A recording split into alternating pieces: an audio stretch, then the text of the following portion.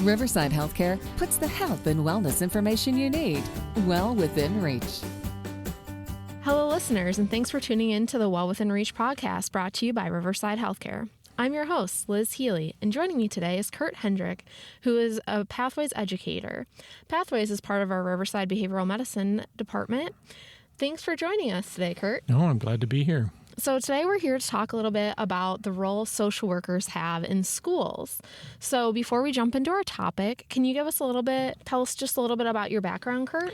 Sure. I am a retired public school educator who spent, a few years in public schools. My first job in education was to be a teacher and a coach. I taught junior high social studies and a bit of science and coach cross country and track. Then had the opportunity to go into a district office position where I learned the school business side of things. Did that for several years. Then my next opportunity was to be a principal, and I served as a principal for 2 years in one small rural school and then 9 years in another rural school, and found being a principal very rewarding job, very difficult with lots of different publics, but also the most rewarding. Then I got back into some central office kinds of positions. I was the superintendent of a tiny district in Iroquois County, then did another 4 years in district office here in Kankakee County, and then I did some school business also. And now in my retirement, I have this wonderful job as the educator for Pathways. Before that, I was in the inpatient program at the hospital. Wow, it sounds like you have a lot of really great experience and you were an educator for quite some time. Can you tell us a little bit about how the role of a social worker in schools has changed throughout your time? Well, I have been out of the school administration for a few years now in my retirement, but I have reached out to a couple of school social workers current, one in the earlier parts of her career and one mid-career. And I think what I would say is that the one who's been at it a few years reports that it really has become more bureaucratic, more paperwork, and that sometimes takes away from the desire to just be with the people who are in need. And so I think the bureaucracy sometimes we face in lots of different parts of life, and I think that's what one of my colleagues has reported. I think that you have to have a passion, and I think both of my friends reported that to be a good school social worker, you need to have that passion. But I do think the demands have changed in the past few years. Okay. So do you think that social workers are more prevalent in schools due to issues that have come up in recent times? I do think that they are very common. There's varying ratios, as I was told by my friends. There's different numbers, 1 to 400 students, 1 to 250. I do think that they're in these professionals in schools serving the students and families. I think school social workers may be the highest number, and so I think. And yet that's kind of amazing because it is a rigorous master's program with an extensive internship. So to get to be one takes a whole lot of determination. And so you really have to want to do it. Yeah, I think that's an important thing. You have to have a passion for helping the children. During that training and learning, I'm sure there are a lot of roles and tasks that a school social worker may take on to work with students that we may know about, some that we may not. Can you talk a little bit about those? Sure. School social workers really are in the front line of the special services for a public school district. They have a caseload of students with an individual education plan, an IEP, and then they also have a caseload of other health impaired students with 504 plans, and so they have a specific group of students that into those plans are written the number of minutes that that student will see the social worker in a month's time. But I think the thing about school social workers compared to some of the other specialists, the occupational therapists, the physical therapist, is the school social worker sees their own caseload, and yet they have to be available to see any student in the school. One of my colleagues said that she estimates that she would see in a year about 70% of all of the students in her elementary school. And that can be in lots of different things. That can be in just finding resources for families that have barriers to schooling. If there's clothing that's needed or snacks that are needed, and a school social worker is that specialist in a school who's really responsible to every student. And so there's the bureaucratic expectations, and then there's just that, what can you do to help all kids learn the most by trying to break down some of those barriers. Yeah, that number surprises me, but also doesn't that 70%, that they'll see that 70% about students that have come through just the one office. So I'm sure that number varies on schools. Sure. So kind of going back in your time as a former school administrator, can you talk about why a school social worker is such a vital role within a school?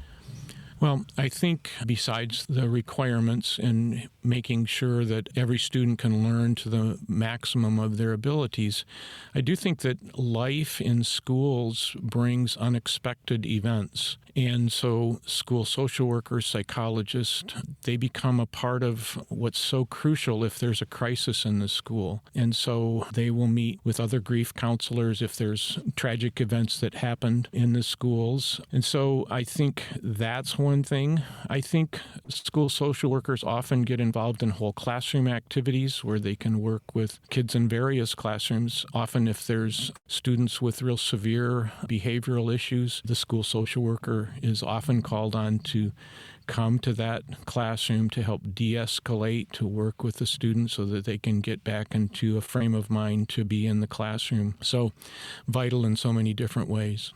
Yeah, for sure. So with the vital role that they play, is there like a requirement that all schools have a school social worker? Or are there some schools that might not have one? Well, I think that there's different guidelines and recommendations, and I'm enough retired that I don't know those specific legislative things. I do, as I have mentioned, the two people I consulted with said one had a ratio of 1 to 400 students, another had 1 to 250.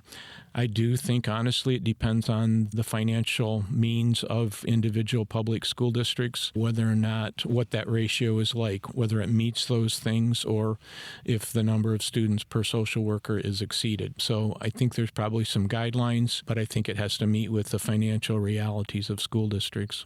Oh, I'm sure. With the numbers of cases that a certain social worker might have to take on or the needs of the community, I'm sure there's some difficulties that these school social workers face. Can you talk a little bit about those? Well, I think that if things come up and it makes it hard for them to meet those minutes, they have to find ways to do that. My one colleague said, don't go into this field if you're looking for 3 months off in the summer. And I think that's true. I think a sign that I saw in a school said the pleasure is all hours, Hours. And I think that they do what they have to write those plans. And I was reminded again that they're often called on to be a part of lots and lots of committees, equity committees, all kinds of things that relate to the overall health and well-being of a school, writing various plans, because they do have a desire to help all kids, and so they're good to be on most committees. And those are great. Committees are wonderful, but they do take away from a person's time in every school day. Oh, yeah, for sure. And it does sound like they would be the ideal person. They want to help the kids. They want to make sure the kids are excelling and having a great experience at school and are having a good home life and everything of that nature. If someone in the community or parent and school staff wanted to show appreciation for a school social worker, how could they do that?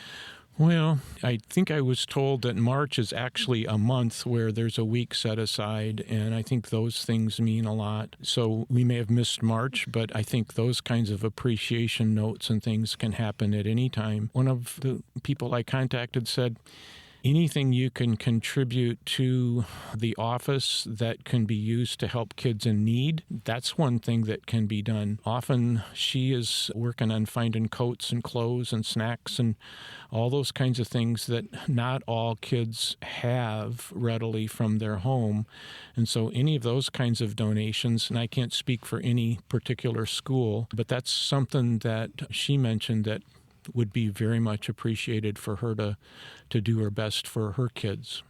Yeah, so if you are interested in helping your school social worker, definitely reach out to the school social worker at your school, Yes. in your community, to find ways that you can help.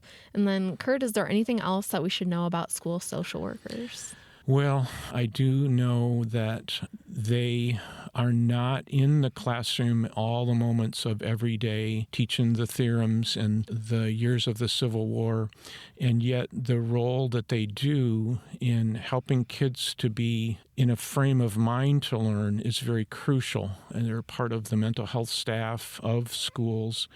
And so their role is vital, not just in crisis times, which they're needed for, but also in just day to day so that every kid has the best chance to learn the most they can.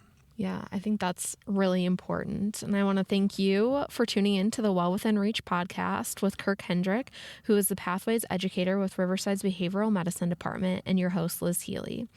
To learn more about services provided by Riverside's Behavioral Medicine Department, visit our website at riversidehealthcare.org or call our Central Intake Department at 844-442-2551.